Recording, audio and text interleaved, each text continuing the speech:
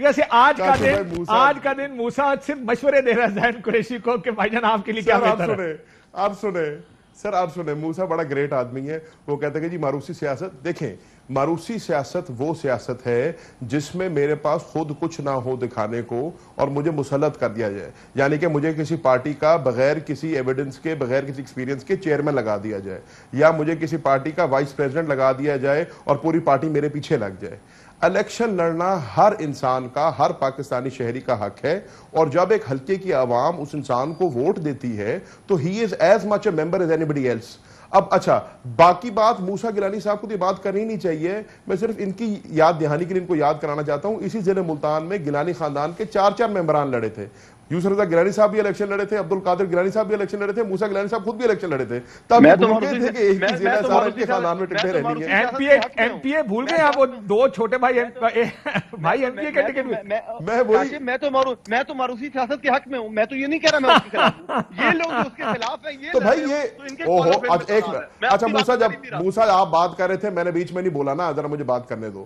کہنے کا مطلب ہے یہ ماروسی سیاست کے زمرے میں نہیں آتی. ماروسی سیاست ہوتی کہ میرے والد کے بعد مجھے وائس چیئرمین پاکستان تحریک انصاف لگا دیا جاتا, وہ ماروسی سیاست ہے. میں ایک پاکستان کا شہری ہوں, میں پاکستان کا شناختی کارڈ ہولڈر ہوں, مجھے ادھیکار ہے الیکشن لڑنے کا. میں نے آپ کے خلاف الیکشن لڑا, مجھے عوام نے ووٹ دیا, میں بن گیا, آپ ہار گئے, ٹھیک ہے. اب میں یہاں پہ الیکشن لڑ رہا ہوں اور آپ نے خود اس کا جواز پیدا کر دیا کہ اس قومی اسمبلی کے حلقے میں 5.5 یونٹ کاؤنسلر وہ ہیں, صوبائی اسمبلی کے حلقے میں 5.5 یونٹ کاؤنسلر وہ ہیں جو میرے قومی اسمبلی کے حلقے میں آتی تھی. تو آدھا حلقہ تو آلریڈی میرا تھا. پھر دوسری بات یہ ہے میرے والد صاحب نے الیکشن لڑا اور سر قومی کے اوپر اس حلقے کی 5.5 یونٹ کاؤنسلر میرے حلقے کے, میرے اور موسیٰ کے حلقے کے اندر لگتی ہیں.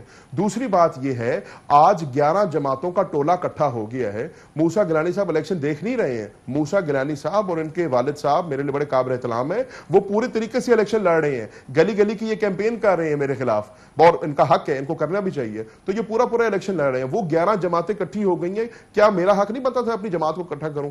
میں سمپلی کینڈیڈیٹ بنا ہوں پاکستان تحریک انصاف کا عمران خان کے نظریے کا دفاع کرنے کے لیے. میں ایم پی اے بننے کے لیے تو آیا نہیں. موسیٰ گیلانی صاحب نے خود کہہ دیا میں آلریڈی سٹنگ ممبر ہوں قومی اسمبلی کا. ہماری پارٹی کو ایک کینڈیڈیٹ چاہیے تھا جس کے پیچھے سارے دوست کھڑے ہو سکتے تھے, اور تمام دوستوں کا میں شکریہ ادا کرنا چاہتا ہوں.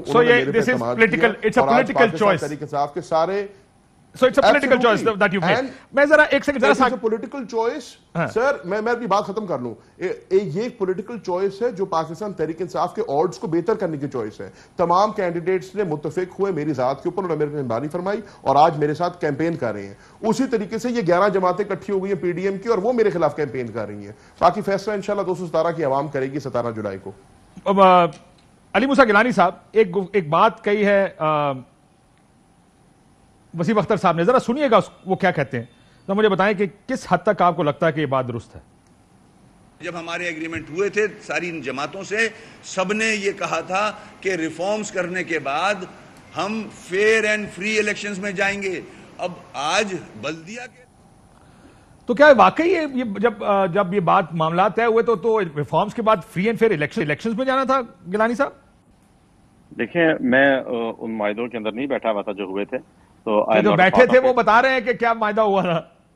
وہ بتا رہے ہیں تو جن کے ساتھ انہوں نے کی ہوں گے, یہ بہتر پوزیشن ان کی ہوگی جو اس وقت بیچ میں تھے کہ کیا بات ہوئی تھی, کس کانٹیکسٹ میں ہوئی تھی اور کیا معاہدے ہوئے تھے.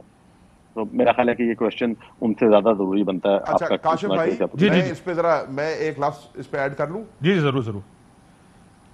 سر معاہدے جو مرضی ہوئے وہ ان کو بہتر پتہ ہوگا. ہم نے تو وہ دیکھا ہے جو حقائق تھے. سندھ کے اندر بلدیاتی الیکشن ہوئے ہیں, میرے آج موبائل فون میں ویڈیوز موجود ہیں جہاں پر بیلٹ سٹفنگ ہو رہی ہے.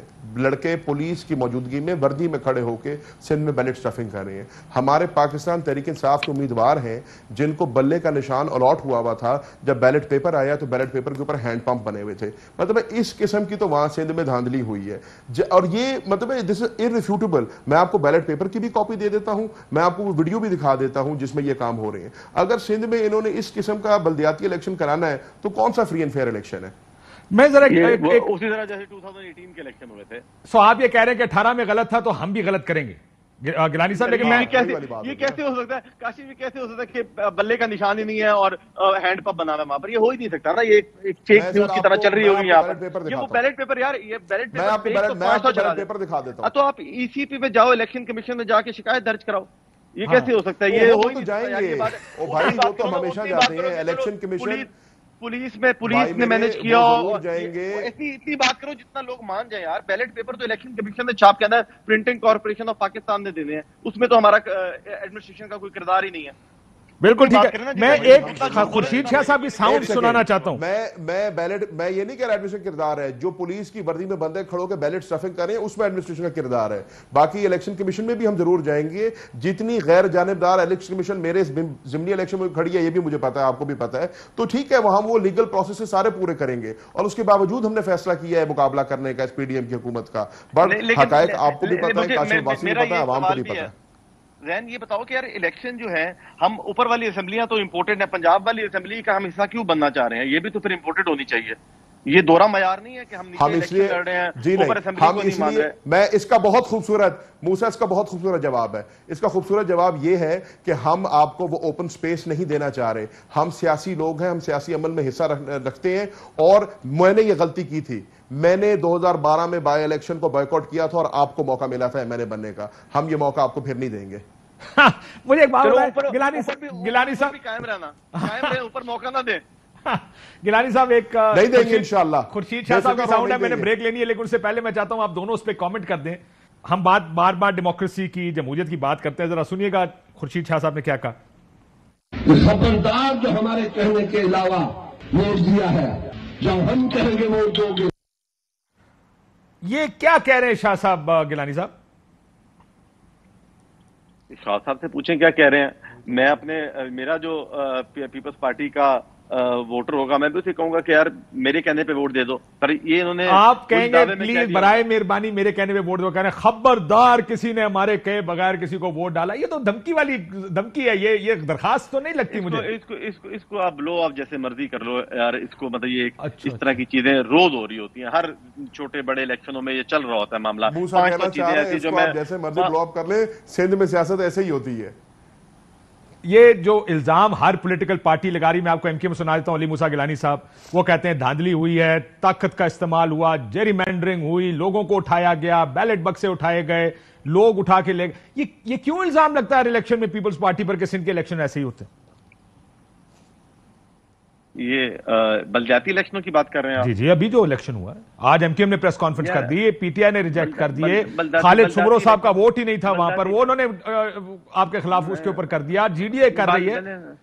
میرا ووٹ اٹھا کر کہیں اور چلا گیا تھا. میرے اپنا ووٹ، جب میرا اپنا ووٹ تھا. تو یہ جو چھوٹی موٹی چیزیں ہیں. جو دوسری بات بلدیاتی الیکشن نہیں، نارملی گورنمنٹ کے ساتھ، گورنمنٹ کا یہ ہوتا ہے، جو انکمبنٹ گورنمنٹ ہوتی ہے یہ اسی کے ساتھ لوگ چلے جاتے ہیں، اور ہر گورنمنٹ کے اوپر بلدیاتی الیکشن پہ الزام لگتا ہے. جب 2013 میں حکومت ہوئی تو ان پر لگا گیا. جب پی ٹی آئی نے اپنی مرضی سے 4 بلز لے کر آئی ہے اپنی مرضی سے الیکشن کرانے کا، یہ ان کے ساتھ ہوا. کے پی میں انہوں نے کرائے، کے پی میں یہ پھر ہار گئے کیونکہ اتنی اس طرح مطلب ان پاپولر ہو چکے تھے کہ نااہلی کی انتہا یہ تھی کہ گورنمنٹ میں رہتے ہوئے بھی یہ نہیں جیت سکے.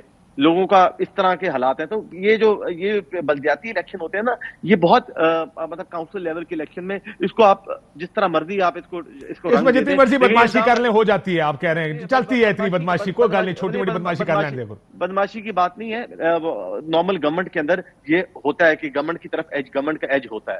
یہ آپ کو بھی پتا ہے، اور میں یہاں پر آپ کو بیٹھ کے کیا یہاں پر میں نے ہمیشہ یہ سنا ہے. علی موسیٰ گیلانی صاحب، میں نے ہمیشہ یہ سنا ہے کہ بلدیاتی الیکشنز کے اندر ایک چیز ضرور ہوتی ہے کہ وہ الیکشن پولیٹیکل پارٹی کے ہاتھ سے نکل کے لوکل سطح پر چلے جاتا ہے، کہ لوکل لوگوں کی اپنی پریفرنسز کچھ اور ہوتی ہیں. میں نے یہ کبھی نہیں سنا کہ اس کے اندر بدماشی چلتی ہے. نہیں، بدماشی کو کون کہہ رہا ہے بدماشی چلتی ہے؟ بالکل بدماشی نہیں چلتی ہے یار. نہ حکومت کا ایج اس لیے ختم ہو جاتا ہے. Okay, let me rephrase. حکومت کا ایج اس لیے نہیں رہتا کہ یہ پارٹی الیکشنز نہیں رہتے. لوکل سطح کا الیکشن عموماً نچلے لیول کا ہوتا ہے، اس میں لوگ پارٹیوں سے زیادہ اپنے دھڑے بندی، اپنے حالات اور واقعات دیکھ کر فیصلہ کرتے ہیں. سب سے زیادہ مشکل جو گورنمنٹ کے اندر لوگ ہوتے ہیں نا، ان کے 2 دھڑے بن جاتے ہیں. بلدیاتی الیکشن ہمیشہ گورنمنٹ کے لیے سب سے مشکل ہوتا ہے. ان کی جو حکومتی جماعت ہوتی ہے اس کے لیے سب سے مشکل ہوتا ہے.